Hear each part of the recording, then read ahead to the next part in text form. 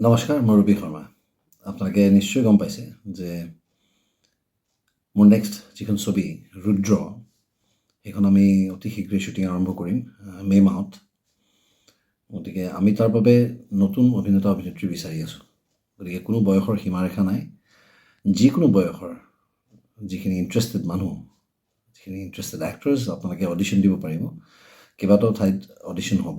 ইয়াৰে বিশেষ আপোনালোকে গম পাব আমাৰ ফেচবুক পেজ ৰুদ্ৰলৈ যদি আপোনালোকে যায়, তাত দেখিব, তাত সকলো ডিটেইলছ দি থোৱা আছে।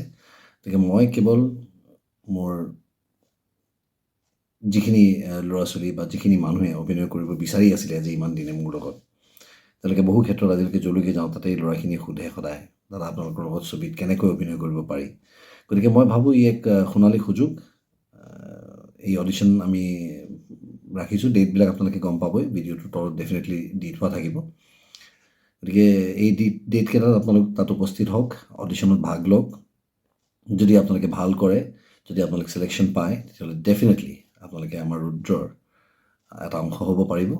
গতিকে মই আপোনালোকক আহ্বান জনাইছোঁ, আহক একেলগে অভিনয় কৰোঁ। ধন্যবাদ।